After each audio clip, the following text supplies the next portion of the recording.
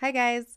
In today's video, you're going to gain an understanding of just how temporary and illusory limitations are, and you'll learn exactly what you need to do to overcome this old program.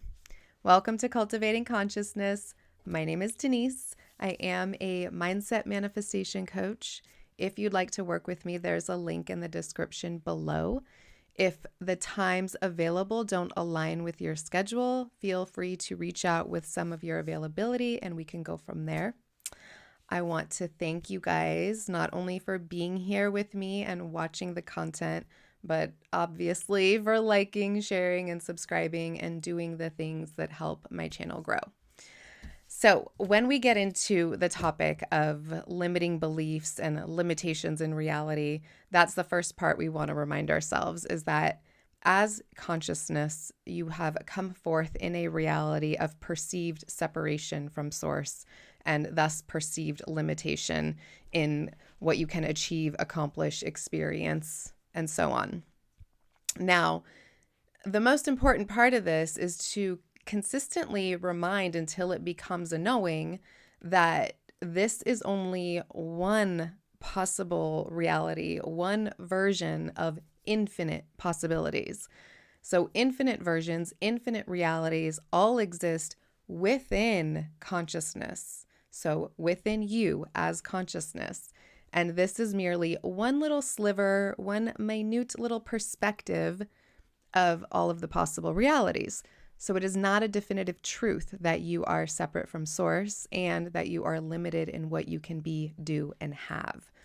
Now, when we go through life and we experience and see limitations coming at us, whether it's something that appears to be outside of us that we can't seem to obtain or get, or somebody telling us, no, we're not going to have, or we should give up and move on, it's important to note also that those circumstances and those experiences, while they look very tangible and definitive and real, they're only a real experience. They're not the definitive truth, and they're not the only experience that is available to you.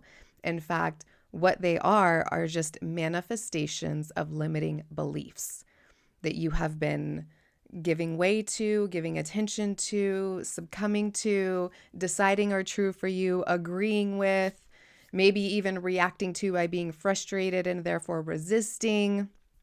All of those things keep those assumptions and beliefs and expectations of not having, not experiencing, being rejected, being neglected, whatever it is that seems to be not fulfilling in your reality is coming from a story that you're telling within.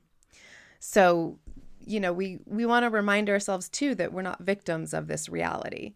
Again, it's one perspective, one possibility, and it's really just for consciousness to have the sake of experience. That's all it is.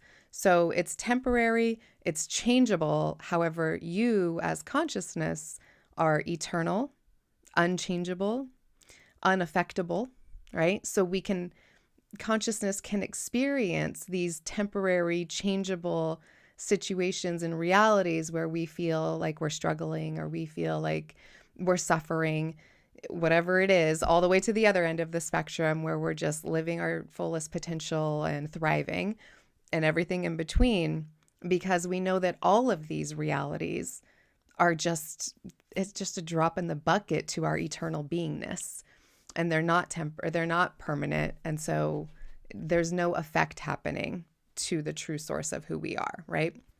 It's like trying on a costume, wearing something for fun because you can, and knowing that it doesn't affect or change the true nature of your existence. So the other thing, how we become programmed, which I find wildly or deeply fascinating, because when you think about this, we come into this reality still fully connected to that source, right? When we land here, whether it be through the moment of conception or the moment of birth, both of those, when we land in this reality, we are still deeply immersed in the concept of oneness. That newborn baby has no sense of itself, period. and especially no sense of itself as separate from anything else. There is no other thing. There is no self. There is no I or you or that or this. There just is, right? And that baby comes in vulnerable and open with no concept or fear or worry about being mistreated or being neglected or not being enough and having to struggle, and none of that exists. So I find that really fascinating that we have, through this beautiful mechanism of consciousness, created a reality where we come into it still fully immersed within source. And then in that reality is the mechanism that's programming us to detach from that connection to source and immerse ourselves into this reality where we believe that we are separate from and that we have limitations. So how does this programming take place, right? It starts pretty much at birth, or like I said, at conception. As soon as we become aware, whether we're consciously aware, things are, we're absorbing the reality itself. We're absorbing it through what we observe, through what we hear, through what we feel, through the energy of what's happening around us. Now, as all of you know, your reality is just you pushed out, but nonetheless, in this manifested reality, we are experiencing it as separate, right? Until we decide that it is one. And even still, we experience it as separate. It's not like, I don't walk around all day like in that knowing that I'm connected and one with all. There's a dialogue running, or I'm reminding myself oftentimes, or enjoying that experience. But when I'm talking to somebody else in reality, I'm talking to somebody else. And that's what that is, right? That's what this manifestation is about, the illusion of separation. So as soon as we're born, we are, like I said, programmed to immerse our consciousness, to take it from that awareness of connection and unity and limitlessness and bring it into the reality of separation and limitation. And this is done, like I said, through the messages that we're absorbing by what's happening around us, how people are communicating, what they're teaching us, what they're pointing out to us, how we learn to identify ourselves as separate from others, and so on and so forth. So it's through persistent and consistent messaging really is what's happening. So this is how we deprogram or reprogram ourselves for this limitless being that exists within you, to experience that and connect with that, to achieve your goals, to achieve your desires, to achieve your dreams and see them come to fruition in your reality. The exact same process with which you fully immersed into this reality is how you will fully immerse yourself into your limitlessness, right? So what I suggest, and this is where you might want to get a notebook, or you can just come back and rewatch this. What I suggest you do is you allow yourself time and space to get in observation mode. And this is where you're observing yourself, and mostly observing yourself in relation to your 3D reality. So what types of circumstances and conditions do you see around you? What types of circumstances and conditions are you remembering as your past that are important or that are, pivotal to you or monumental for you? What types of conditions and circumstances are you imagining may show up in your future? The types of thoughts you're having, the dialogue that's running within you as you interact with others or find yourself in situations and circumstances. What your emotional expectation is. So in other words, are you, expecting to be disappointed? Are you expecting to be rejected? Are you expecting to lose? Are you expecting to be hurt? Do you feel like are you living in an emotional state of protection? All of these things are very telling as to what your limiting beliefs are and where you're operating from. So this is how you find out what you want to shift the story into. First, we need to look at what we're working with. What have we created? What program have we installed and then been supporting through observation and reinforcement,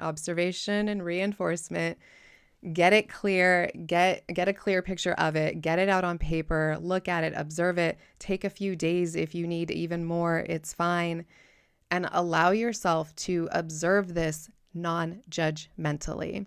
That's probably the most important part, because this is when we get into the idea of, self-concept, and I have to do better and be better, and I shouldn't have, and why did I, and I wish I never, and all of those are also limiting beliefs, right? They're limitations that we're putting on ourselves by expectations of what we think we've done wrong.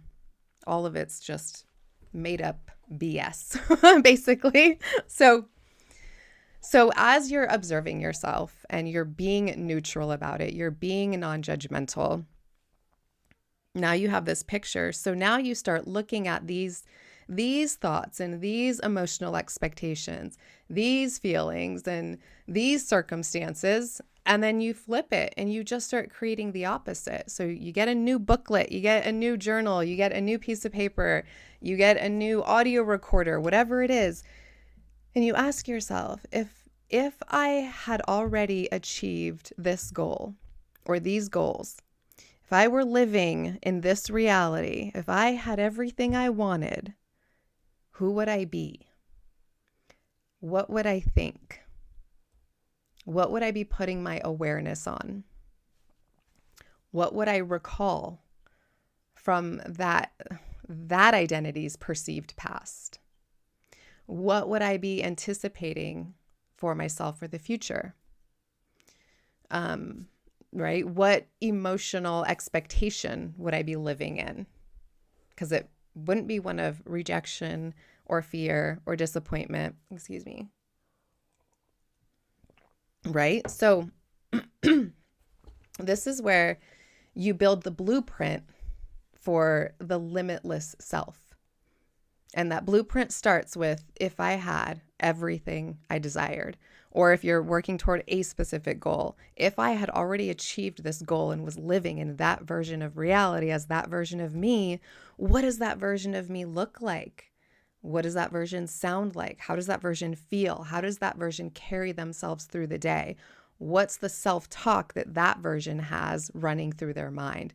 You're installing a new program, but you need to build that program before you can effectively install it. And I think that's the part where a lot of people get tripped up, is they just want to go to not even the installation of the program. They want to go to living in the program, right? They want to go to, it's already installed, it's already done, which happens often. And, we quantum leap into a specific state.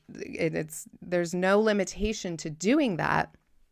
However, if you find that you're not getting there, it's because this old program is where you keep returning in consciousness. And it's likely because you just haven't given yourself, as this human version of you, enough time or space or awareness put on what that other version would look like. In other words, it feels so familiar. And now this is part of the illusion in here, is because it really isn't unfamiliar, because they all only exist within you. And you wouldn't want or desire something or to achieve a certain goal if you didn't believe it would make you feel a certain way. So whatever that certain way is, you are familiar with that. That's why you have the desire. So exploring that and allowing yourself to build, like I said, create your blueprint of this limitless self. Create the screenplay, write the screenplay, and effectively practice that. And what that means is, you're not, as with any technique, you're not doing the thing to change the reality. That's a huge misconception. We are not doing a technique or, becoming a version to change a reality, because there's no reality to change. They all exist within you, and you can maneuver through and within and out of and into any of them, because you're embodying them at all times, all of them. And it's just a matter of where you want to consciously become aware. What feeling state, what emotional state, what, physically, what does it look like? What does it sound like? How does that version talk to themselves? So you want to learn to start becoming familiar with that blueprint and that screenplay. And you do this until it becomes normal, until it becomes natural, until it becomes who you are.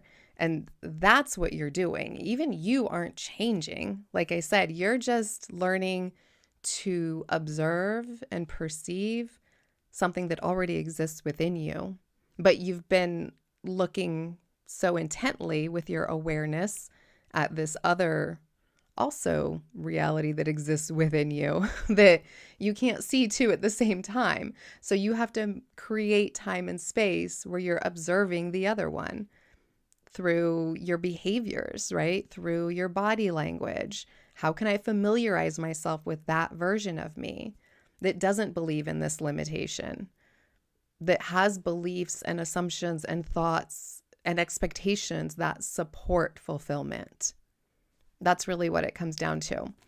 So you do the same thing that you experienced and did to forget your power and your limitlessness, and you be consistent and deliberate and persistent. And when I say consistent, I'm not insinuating that it has to become a constant. There's a difference between dominant and constant. Being in a constant state, let me rephrase that. Being in a dominant state of joy does not mean that you are in a constant state of joy. Being in a dominant state of joy can also have moments of doubt, moments of sadness, moments of fear. All that's okay. It's part of this experience. But there's a difference between it's when you let go, where do you consciously, naturally return to? Do you dominantly live in a state of expectation of fulfillment and joy and happiness? Or do you dominantly live in a state of fear and anxiety and doubt and limitation? And you can tell, like I said, by observing your reality, observing yourself, your inner world. And most importantly, it's just that when you relax and you're not trying a technique or you're not deliberately putting your awareness somewhere, where does it flow naturally? And if it flows naturally to I can't have, I'm not good enough, I should do this, I should be better, then that's showing you that there's a program of limiting beliefs that you get to now uninstall. And you do that by replacing it with this new blueprint, this new screenplay, this new version of you. And you just give yourself grace and compassion, and you persist in that. And it, as Neville says, it's really about returning to frequently. So like I was saying, not constant, just anytime you find yourself in that other state, when you become aware of where you are or what you're existing in, then you get to move yourself into the preferred state. That's all it is. So, and then just to summarize, not even to summarize, but just to close on this note is that always remember that you cannot desire, you can't even comprehend anything that is not available to you.